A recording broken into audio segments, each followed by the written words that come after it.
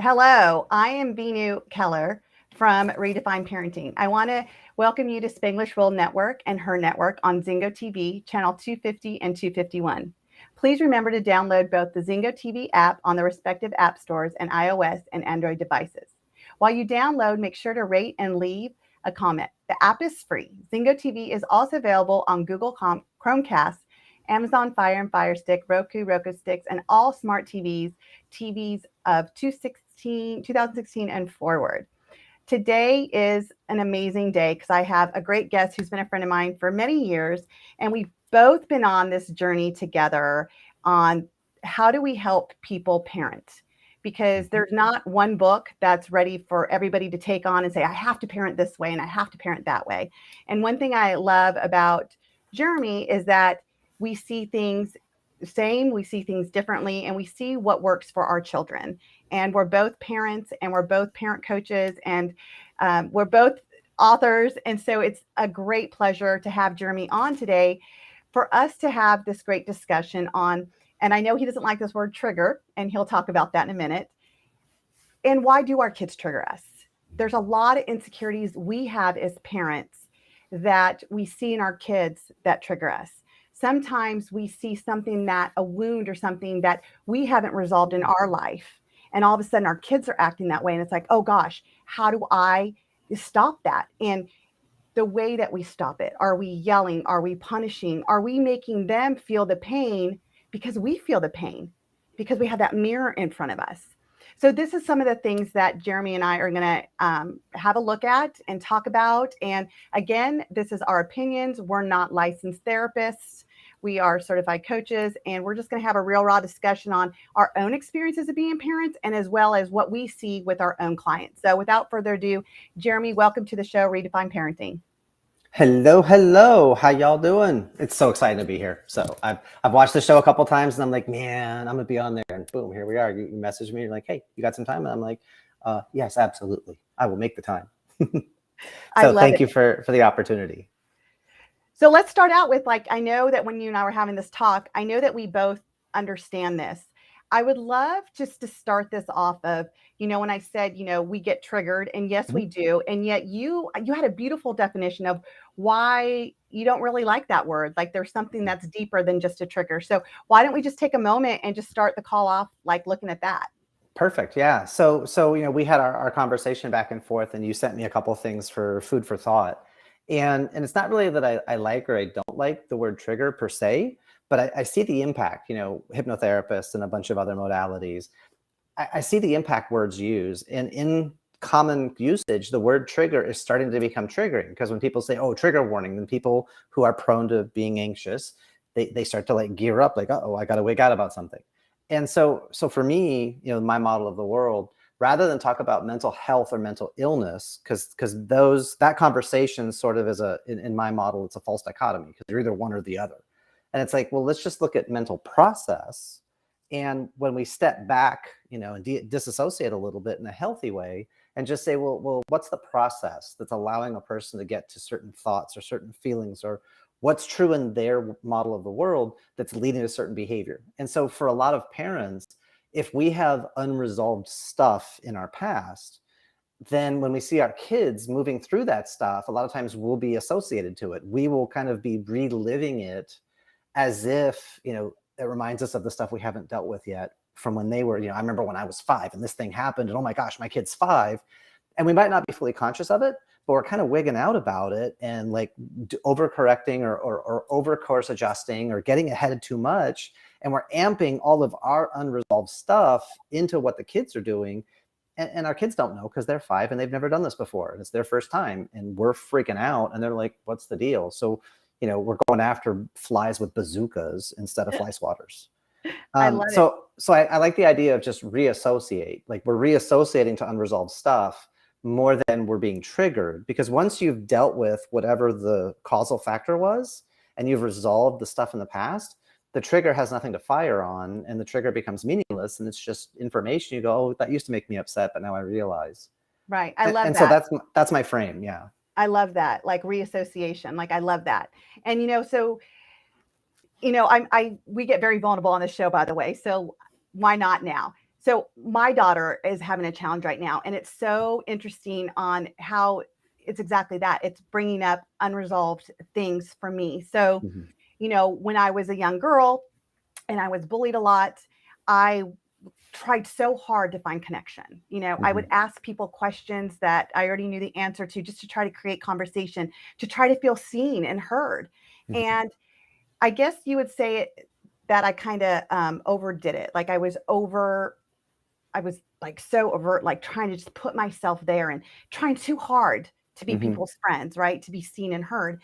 And back then, when I go into that moment, I get it. Like I understand my formula of what I was trying to do, even though it was backfiring and more people are pushing away because they're like, okay, you're irritating. Like, why are you asking that question? I see my daughter doing the same thing. Like I see my daughter wanting to belong so bad to maybe a set of girls that she sees at school, or, these friends over here. And even in our family, she'll do it, right? And to even her siblings are like, oh my gosh, she's so irritating because she asks the questions that she already knows the answer to. And immediately I go back to when I was that girl. And so what do? I try to redirect it, and that doesn't work. And so then I escalate, and that doesn't work. And then I'm like trying to give her different ideas, and that doesn't work. And it's not working because I'm not seeing her for her. I'm still seeing the little me that it's been triggered. And I don't want her to go through the pain. It's like I want to block her from the pain. I want to block her from that experience. Right. Well, there's a couple of things you can kind of extrapolate from that. Number one is, by going through that experience, look at all of the talents, gifts, tools, and abilities you've developed, right? At the same time, it's a crap sandwich. I don't want my kid to eat crap sandwich. Like, it's just not fun to go through. And do we need the school of hard knocks? Could we learn this smoother, easier, faster? Right. And so, more than likely, there's a lot of like, she looks up to you, and a lot of your behavior is imprinted on her. And so she sees your model of the world, and she's like, that's a really cool way to be. And so you're kind of filling that hero archetype in her model of the world. And so she's modeling a lot of that behavior, and her copying things you did. It's a way to connect with you, which is great. How does she connect to herself? And it's how do we get ourselves out of our own head to not take it personal and be curious? What story has to be true in your model of the world to make that behavior okay? Because story always drives behavior. Behavior always drives impact. So what has to be true? What do you have to believe in order to make that pattern of behavior the most reasonable, the simplest, the easiest? And you could even, she can still do the behavior, maybe just help her dial it down so that, like, hey, babe, there's a concept Tom Hopkins teaches when you're doing sales and questioning. It's called porcupine. And you ask a question, but it has, the way the question is structured, it's for people to answer, but then they throw the question back to you. And so when you're asking certain questions, that porcupine, you may be just beaming it at them and it sticks and they're like, ow, that hurt. And instead of it being a back and forth playful, it might feel like they're being grilled or cross-examined. And now it's just, you're out of rapport. So whenever you get that resistance, that's a sign you're out of rapport. So you just need to slow down a little bit, breathe a little bit, and you can, start to show her different modalities of how to communicate. Like, these people, how do they communicate? Where do their eyes go? Body language. So you can kind of like, this is where I go, because I start to deconstruct communication patterns, and I go, okay, well, how is it that are they talking really fast and they're really excited about the things they're doing, or are they really slow and like be chill? So so what's great is I did some of this, and so we've had the success story, because now it's like we've gotten her to kind of reframe it more as a statement of a fact, right? So instead of like, is it raining outside? Yeah, it's raining outside. So now what we taught her to do is ask the question to yourself first. Do you really know the answer? And if so, could you make it a statement as, Mom, can you believe it's still raining outside? Because that's still getting my attention, because that's really what she wants. She's still being seen and heard. But now it's a conversation versus I don't know, come rescue me, let me be a center of attention. So by doing exactly kind of what you've done, this was like a while ago, we're still practicing that. And so when it does come up, instead of shaming her or being upset with her like I used to be, like a while ago, I connect with her and I'll say, okay, Sage, what's the answer to that question? And then I'll say, okay, so because how could you say that differently to me, right? So it's constant practice with taking out the blame and the shame. And it's exactly what you said. I had to get curious. I had to get curious of what's really going on with her, and what is going on with me as well to, feel that connection and feel kind of like associated, right? Reassociated, as you said, right? The Right. reassociation. And so I use that example because what Jeremy said is spot on. It's spot on. And again, I did it in a very simple way. And now we've been able to basically overcome that. And now she still feels like she's still part of the conversation Right. without feeling that she's being irritating. Yeah, so it really comes to, you and I are both familiar with Tony Robbins and his work and the 6 human needs. What needs are being met by that behavior? What other way could we get those needs met? You want to connect. Cool. You're asking questions. It's torquing people off. Fantastic. Stop asking questions. Start making statements. Right. Or man, it's still raining, but gosh, I love the rain. I remember, in my personal story, we moved to Saudi Arabia when I was 5, and we had been there for I think 6 or 7 weeks, 120 degrees in the shade. Then we went to Germany for 2 weeks, and it rained every freaking day. Everything was green and growing, and the smell of it. And so for the rest of my life, rain has just always been like, it's an association of just like peace and tranquility. And I love 40, 50 degrees and rain. And people are like, the weather's miserable. And I'm like, nah, dude, this is like beautiful weather. And then I have the story I can connect in. And so when you have those little vignettes that you can share with people, you can build those over time. Right. And now you can ask them, what's a time when the rain was like, I'm really curious. When was there a time when the rain was like amazing to you or really frustrating to you? And you can begin to have like totally different kinds of conversations. Now, depending on she's in middle school, high school, that'll be a little weird, but college and beyond, that's a great opener to a fantastic conversation for networking. So, well, lucky for her, she's 10 years old, so she gets to learn and grow through this. Yeah, sweet. So just want to touch on something. For those of you that don't know, Tony Robbins is an amazing life coach. He coaches us from stage, I would say, through all his events. And if you go to his event called Unleash the Power Within, he really goes into the 6 human needs, which is certainty, uncertainty, which is also variety, loving connection, significance, growth, and contribution. So just to give you an idea of what, for those listeners out there that haven't heard of Tony Robbins, I would definitely highly recommend. That was I started there as my trajectory of my personal growth. And, I don't know if Jeremy, you started there, but I know I met Jeremy on that growth path that I was on as well. So just to give some context to what he was saying. So, a lot of our kids need that certainty. A lot of them need that significance, especially their worth. I've written this book on teach your children that they're enough, because if we as a parents can give them that foundation of their worth, how will they start showing up in their world, right? Outside the home and in the home.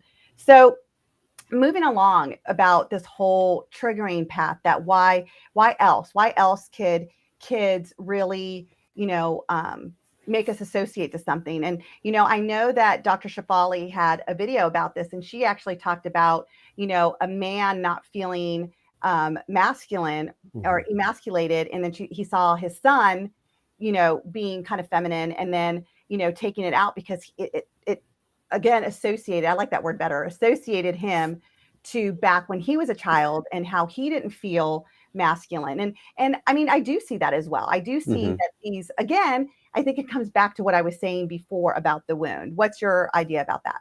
Yeah. So in that particular example, we've got a dad who, when he was younger, was more effeminate, was more feminine expression, was bullied for that, worked through it, pushed through, got himself through it, blah, blah, blah.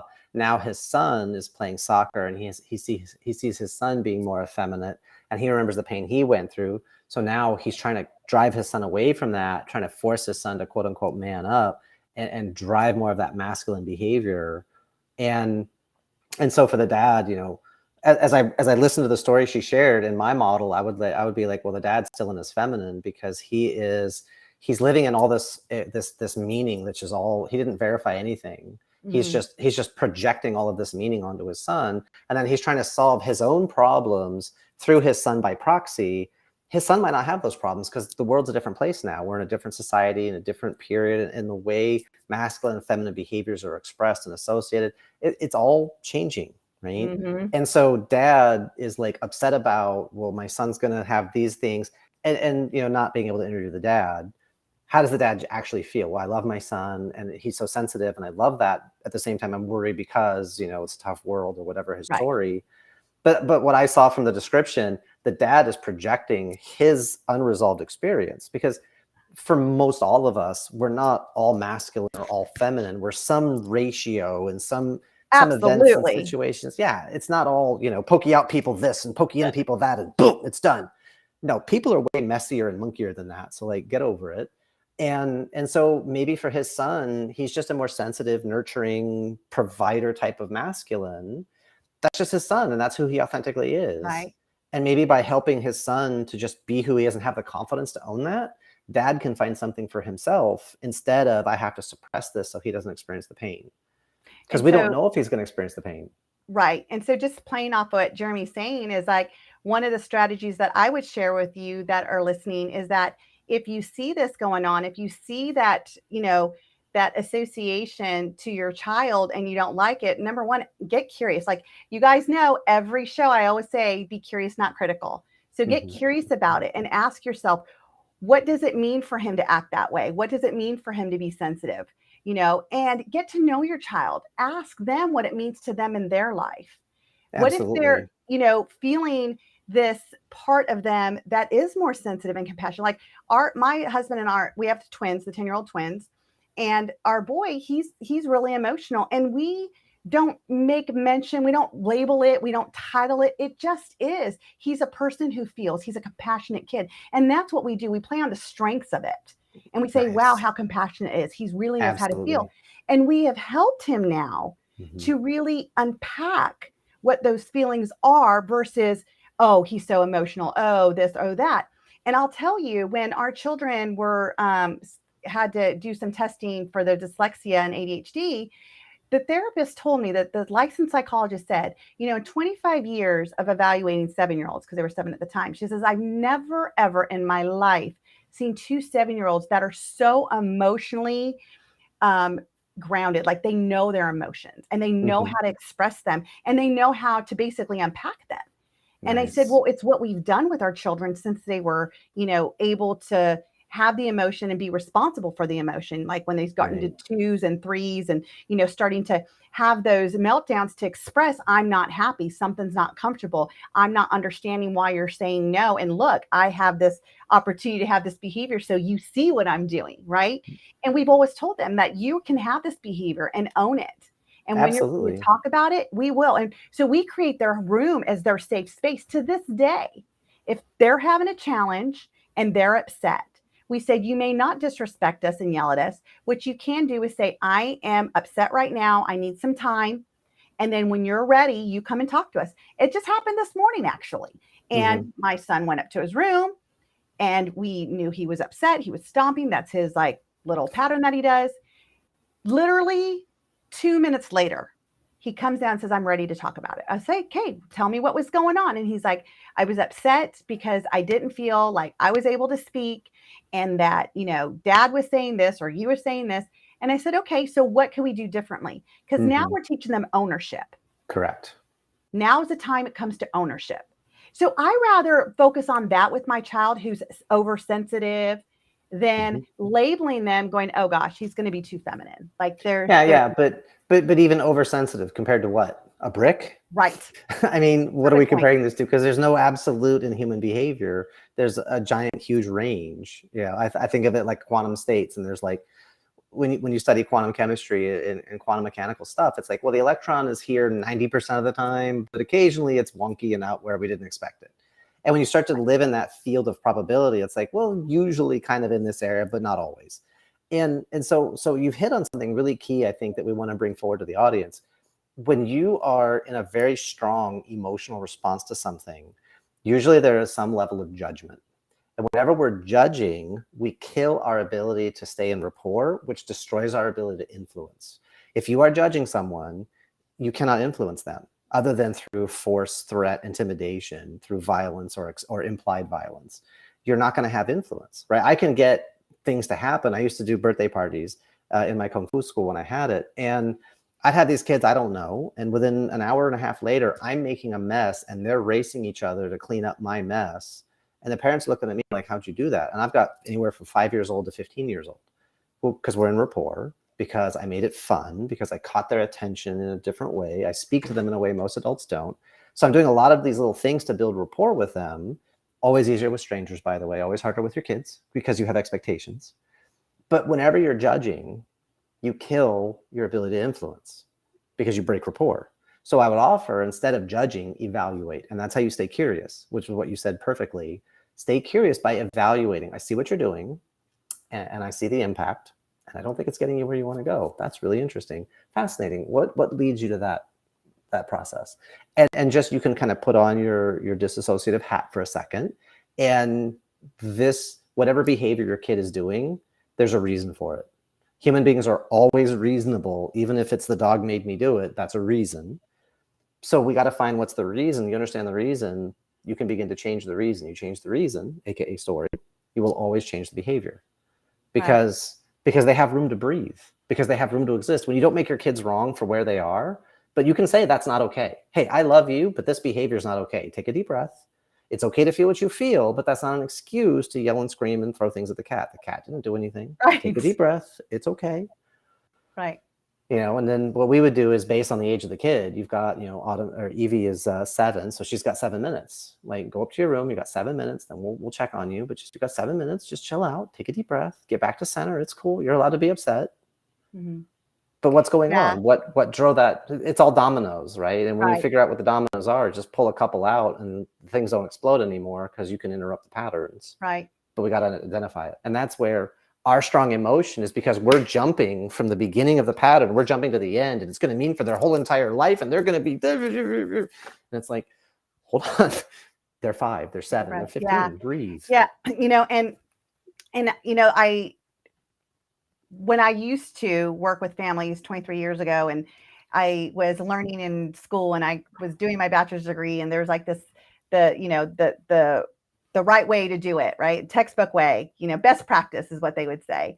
And it was like, per minute of, like, give a child like their age per minute. And it was interesting because I learned to get away from that. And I learned how my child can regulate his own emotion. That, at 2, at 3, or 4, who am I as his parent to say you have 4 minutes to regulate? Like, let him have as much time. If he needs 2 minutes, if he needs 1 minute, if he needs 10 minutes, like today he's 10. He literally, like I said, came down in less than 2 minutes. Yeah. And he was ready to process it. Yeah. And I think we give him that independence of learning how to self-control. It's learning how to say, I am in this emotional, bubble, if you would. Yeah. And now I'm ready to deflate it. Like, how do I deflate it? And we've done things like we have different things that we do in our family, especially for our son, who tends to be more emotional than his twin sister, but great points about letting that child have that moment to just take a breath, and we also, one of the things that I just want to touch on is we got to get to the cause. Like, the behavior, the meltdown, that's all the effect. We need to get to the cause of what's creating that. What is so going on so much in them that they're having such a behavior. So, but we'll say that for another show. I want to go back to the whole being associated or triggered by our kids. Yeah.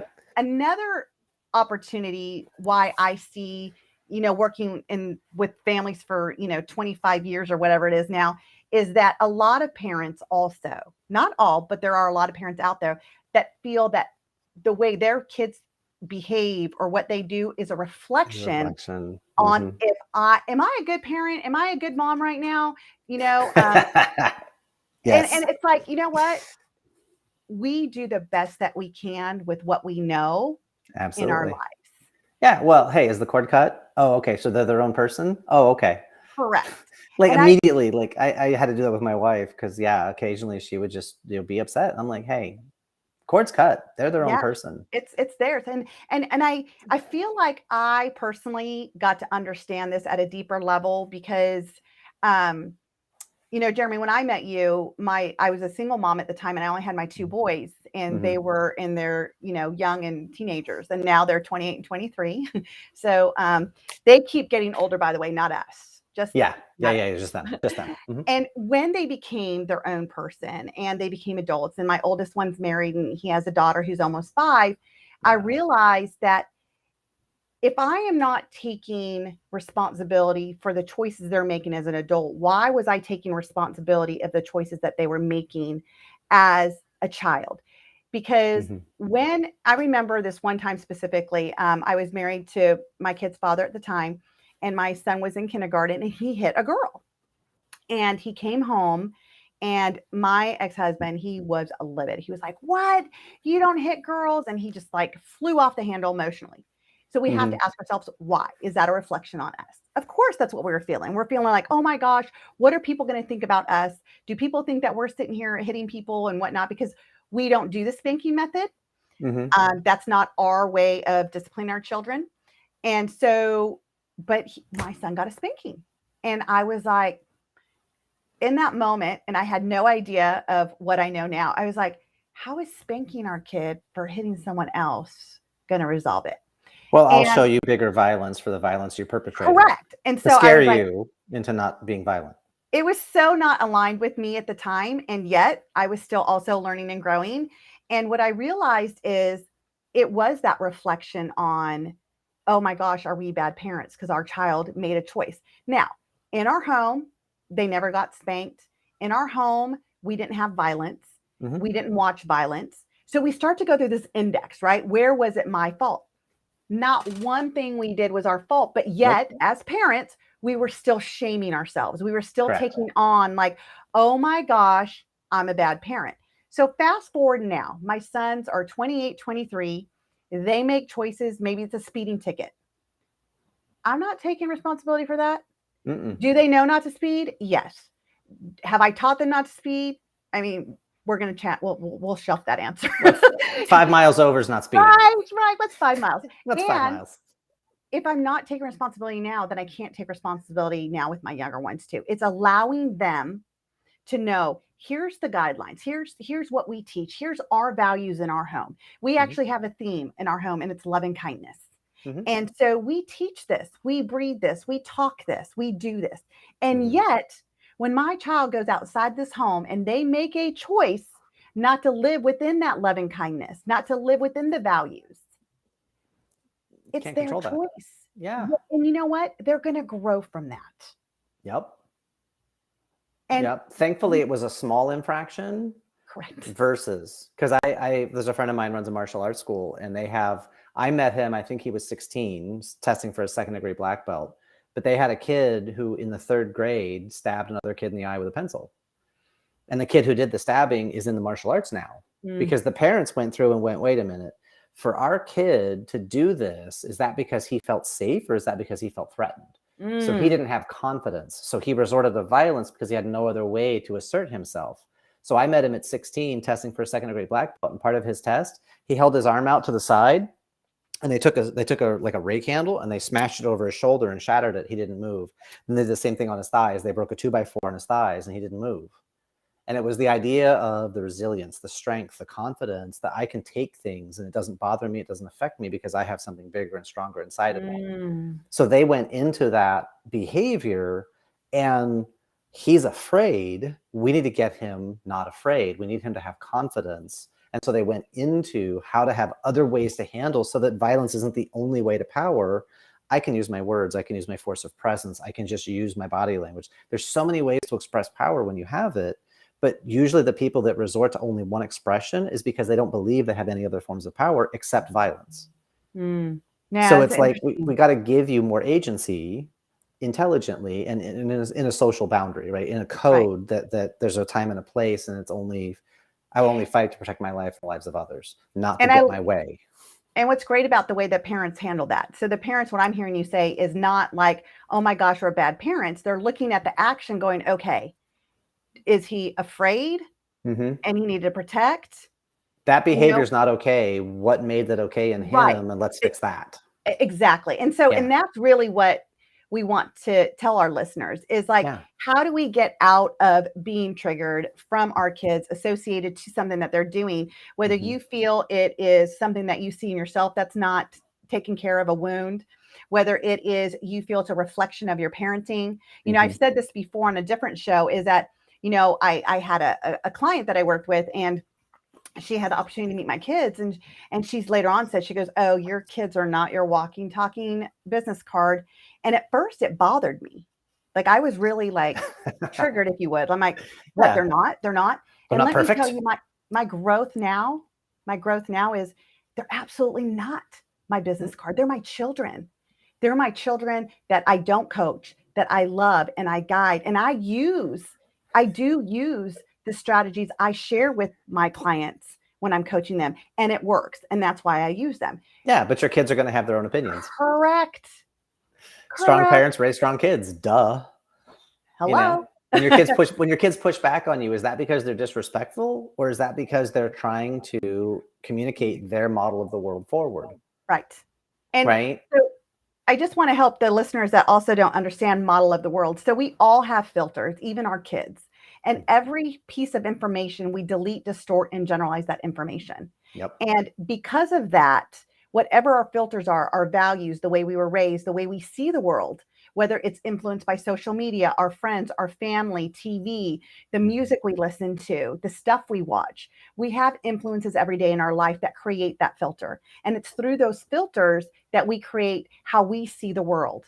So it's that rose-colored glasses theory, right? So you put on rose-colored glasses, you see the world differently. Take them off, you see them differently. So when we're talking about filters, and I've heard you, Jeremy, use it quite a bit, I just want you guys to understand that our kids too have their model of their world at their age. And knowing that the brain does not develop until they're 25 for girls and 28 for boys, we also have the ability to influence our children in their younger ages when we are able to understand their model of the world, which Jeremy was just talking about. Yeah. And well, it's like to give you an example, when I was a kid, we moved to Dayton, Ohio. I was in second grade. I had already lived in Turkey. I'd already lived in Saudi Arabia. I had already been to the reclining Buddha in Thailand. I had already been to Snake Castle, which I think is in Greece. I'd already been to Italy. I'd already been to Spain. So that was my experience. I had been in more countries than most of my teachers in Dayton, Ohio at second grade, 8 years old. So I had a much more expansive world model. You know, my awareness of the world around me was much larger. I had a Kung Fu brother that didn't get in an airplane until he was 26 years old for the first time. I had been flying since I was 6 months. So you know, the whole what's normal is a setting on the dryer. Normal doesn't exist. Right. Because none of us there's no one standard human experience. We all have unique things. And so model of the world, it's my perspective. It's my take. Like, I don't do a lot of I'm right. I don't do actually any I'm right. I have a perspective. And I won't say when I'm right, but I'll say when you're right. And I won't say when you're wrong, but I'll say when I'm wrong. That's a covenant I make with my clients, but it's also the way I operate because I don't know that I'm right. I had that opinion a lot long, when I was younger and I was a lot unhappier. I just have my perspective and I can argue and I can reason through why I have this perspective and we can have that conversation, but I'll never say I'm right because I don't know. Right. This is what I know. This is what I don't know. This is what I know. This is what I don't know. Like, dude, I have some ideas and they seem to be pretty cool and pretty solid. And they work really, really well.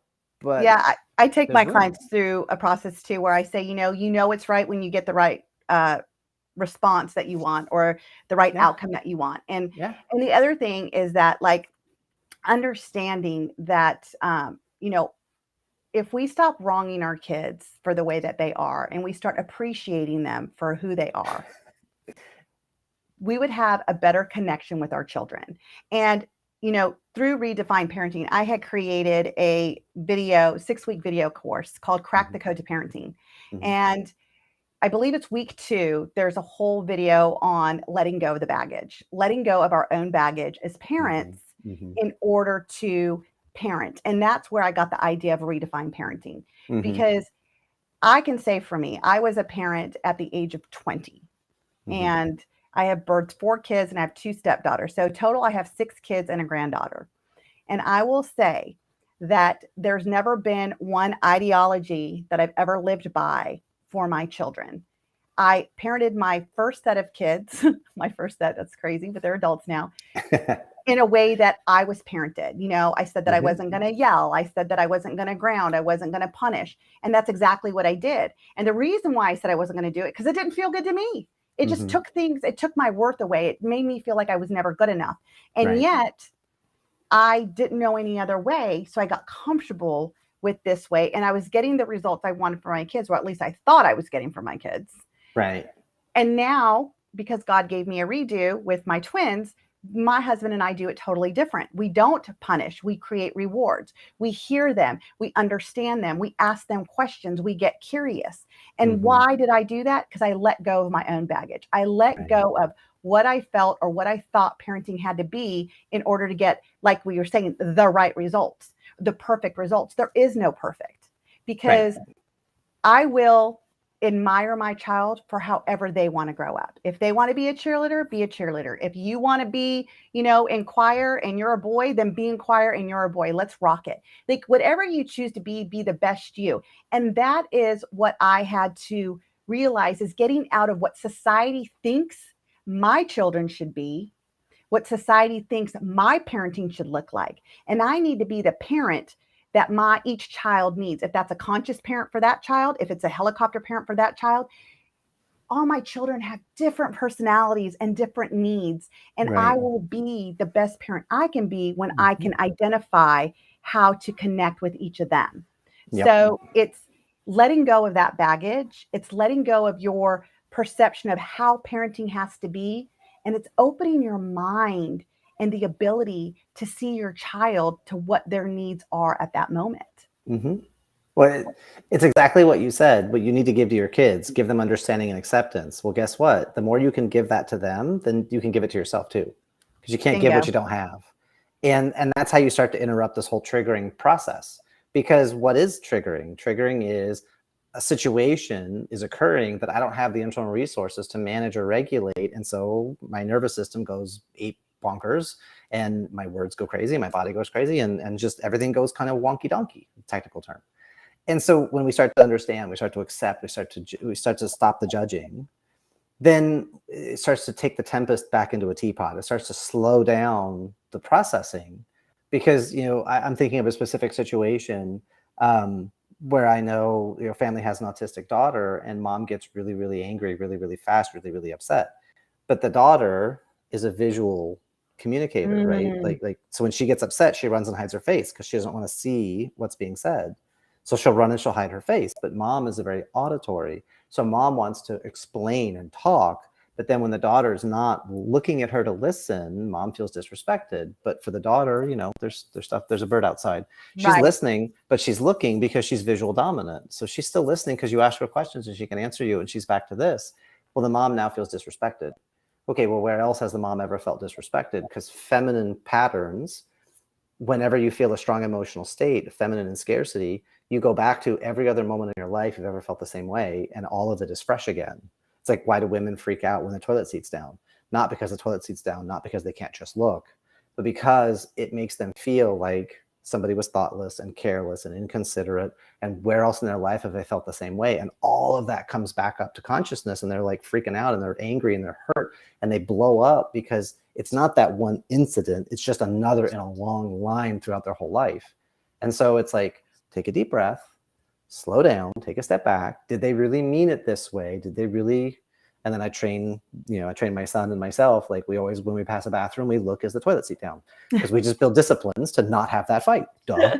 It's like, dude, just but for her, for that particular mom, she has a very strong style of communication, and her daughter is diametrically opposed. And so it's like, well, I can make the 4-year-old wrong, or I can learn their communication channel. Either one's a choice. But if I'm gonna make my child wrong for how they communicate, and then I'm gonna hammer on them and I'm gonna give them pain, I can begin to predict where we're gonna be in 10 years. And that child is now 14 and has been made wrong for how they communicate and how they process for the last decade. I can tell you where your relationship is going, and it's not gonna be a healthy, one big happy. No, it's not. Absolutely not. So suppressing them, that's one strategy, but it's gonna lead you somewhere, versus, well, you're the adult, you could understand them. Right. No, I totally hear that. And, and again, it's looking at, if your child is making you associate, like going back to like my daughter and asking those questions where she already knew the answer. And when it triggered me, what it made me realize is that was something else that I still needed to work on. Like, don't be afraid. Like I tell everybody, my kids are my biggest lesson every day. I see something in me. I realize something I can do better. Because every day I'm making better than it was yesterday. Like, that is my morning question. How can I make today better than yesterday? And so being open to see what shows up in my day. Did I get so frustrated today? What was showing up that I got that way, and what can I learn from it so I can be better? Letting our kids, as much as we are there to guide them, allow them to guide you, especially now in the world that we're living in. There's so much going on. There's so much conversation. And if we want our children to understand openness, the conversation needs to start at home. And it has to we have to be open. Exactly, without judgment. And so, it's interesting because when you were saying that, I've coached thousands of people over the last 20 something years. And I will say, if I had to ask, like, if somebody said, what's the number one challenge children face today? I would automatically say judgment. That's their challenge. Judgment from their parents is number one. And surprisingly enough, judgment from their peers is number two. And some people will say, well, don't you think they're peers? And I'm like, no. When I ask the kids that I have coached, they're more in fear of the judgment from their parents than they are in fear of the judgment of their peers. Why don't we see that? We don't see it because a lot of us have worked, our kids go to school, they do it. And then when they have the problems, it's social problems. It's not problems at home. When COVID happened, we got a brand new lens, if you would, a brand new filter of what's really going on with our kids. And I don't know about you, Jeremy, but my caseload like tripled during COVID. And when I would talk to the parents, it was like, we had no idea. And we were still seeing it as social anxiety and not knowing how to connect. And interesting enough, as I coached, I got to the cause. And the cause was always their worth and like not disappointing their parents or not letting their parents think this or think that, because then their parents are going to see them this way. That was the number one thing. So you've said this so elegantly before, in order to inspire your kids, to teach your kids, to encourage your kids, to influence your children, you have to let go of the judgment. Ask them what meaning they're giving. And I love this quote, and I'm sure many, many mentors have said this, but my mentor, Tony Robbins, has said this: nothing has a meaning but the meaning you give it. Same with your children. So another strategy I would offer the listeners today, when you get curious, when you give your child advice, take a second and ask them, what did you hear me say? Find out through their model of the world, how did they hear it, to make sure it's in alignment of what you are teaching, guiding, or saying in that moment. Because that is also one of the biggest disconnects I see with parents and their children, is that they give a direction, their kids say, okay, the parent said, did you hear me? They get a yeah, they come home at 5 o'clock and nothing's done. And now it's World War II again. And the kids are upset because they did what they heard. They picked up their clothes from the bathroom. That's all they heard. Oh no, I've got a picked up story for you that was awesome. So I had a family in my Kung Fu school. We've got the whole family's in the program, but I've got a lot of tension between dad and son. And so they had a situation, and the son is just living like a pig, and he's a slob and all this stuff, all the judgment, right? And so mom and son are just at it all the time. And dad comes in, he's like, look, I'm sick of this. I'm tired of you and your mom fighting. That's it. I'm done. Pick up everything in this room and I'll be back in an hour. I want to see everything picked up. And dad leaves. Dad comes back an hour later. The room is the exact same. And dad blows a gasket, yelling, screaming, I can't believe this is the type of person you are. You just want to get in trouble. You don't give a toot about anything. And I mean, dad's just ripping in. And the kid sparks into his anger, and he goes right back at his dad finally. And he's like, what are you talking about? I did what you told me to. I picked up everything. And he goes over to the couch, or he goes over to the side of his bed, and he grabs this thing and he picks it up and he puts it back down. See, I picked it up.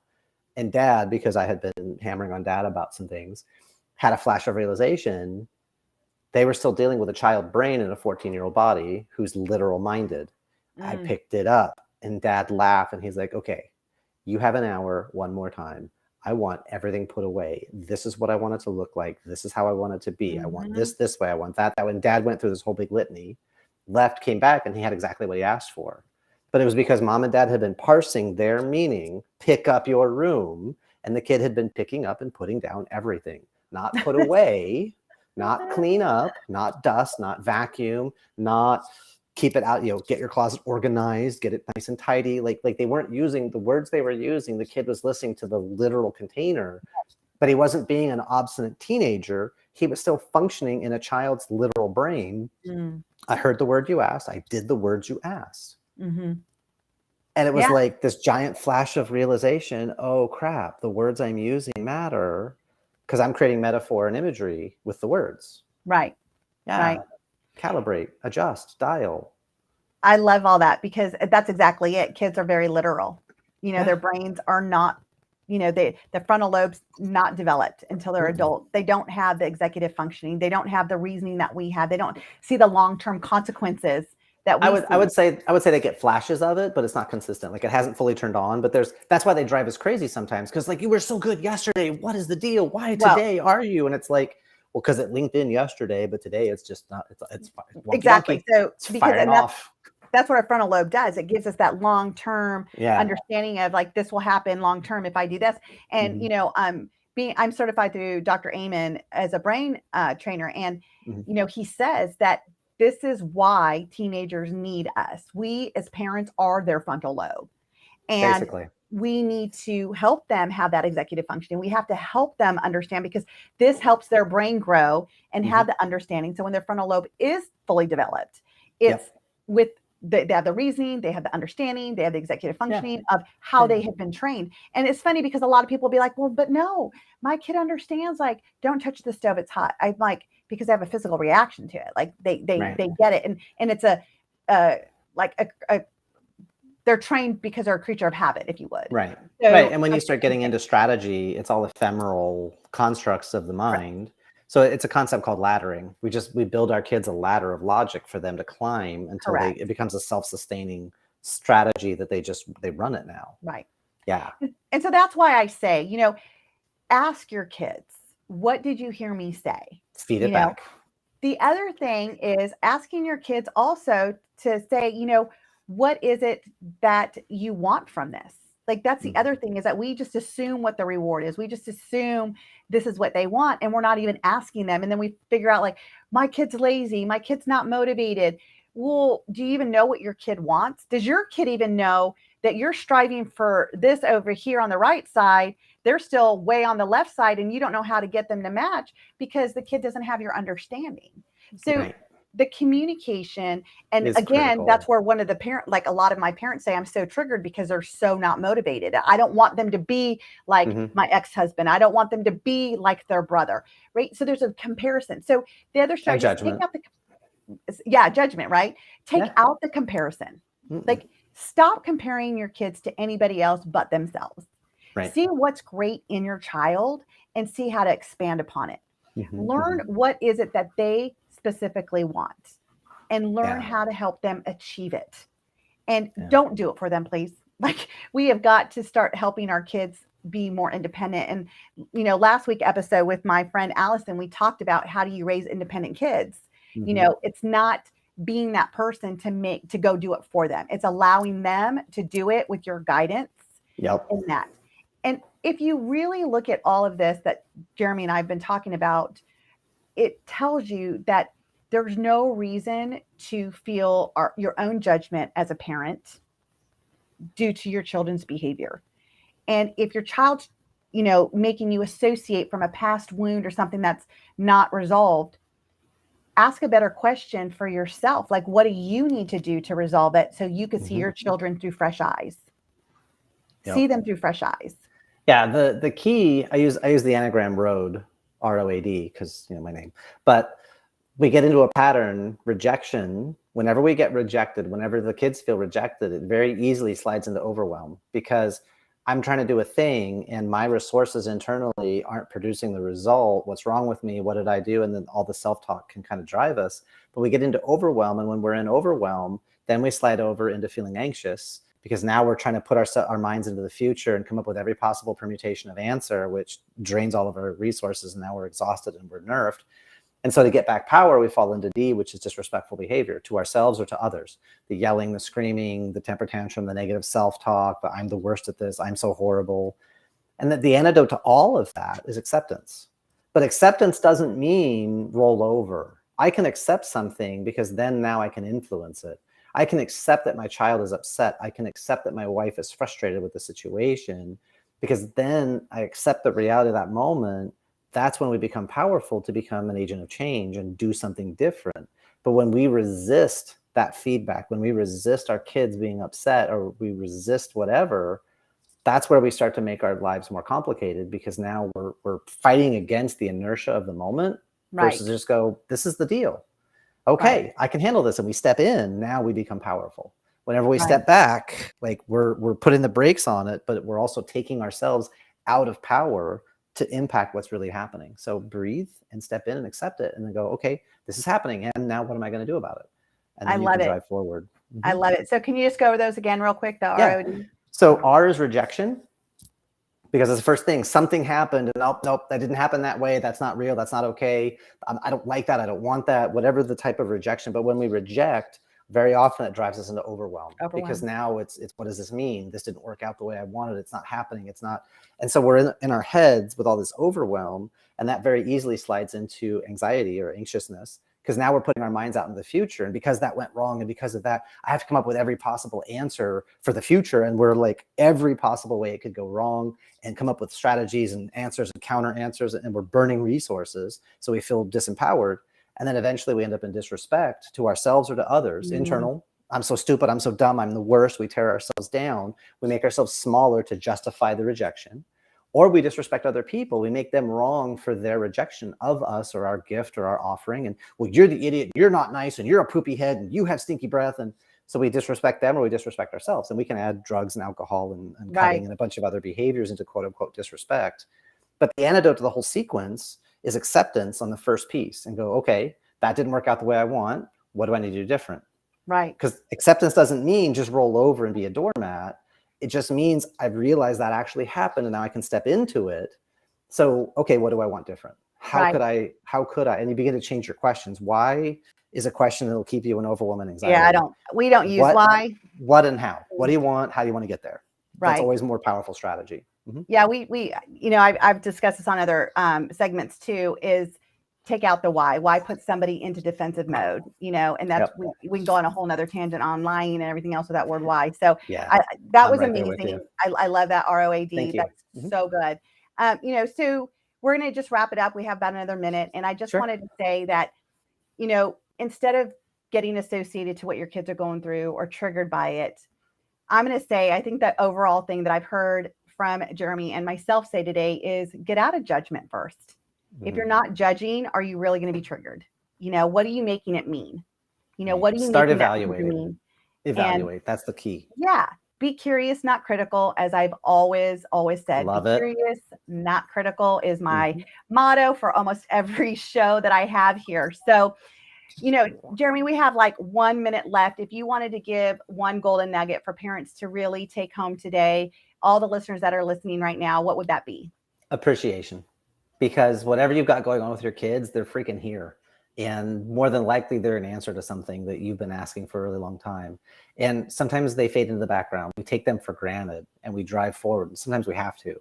But when you can really appreciate the opportunity, the challenge, the moment, the biggest difficulties give us our biggest growth if we're willing to step into it. So when you appreciate it, it's easier to stay in the acceptance. It's easier to stay in rapport. It's easier to be influential. Nice. Thank you so much, Jeremy, for your time today. And as always, as you come and listen to my show every week, Redefine Parenting, you will also be able to give your child a childhood they won't have to heal from. This show has been heard on Spanglish Radio Network. Please check out www.spanglishworld.ca for all your news and programming. Spanglish World, watch it, hear it, read it, download it, and live it.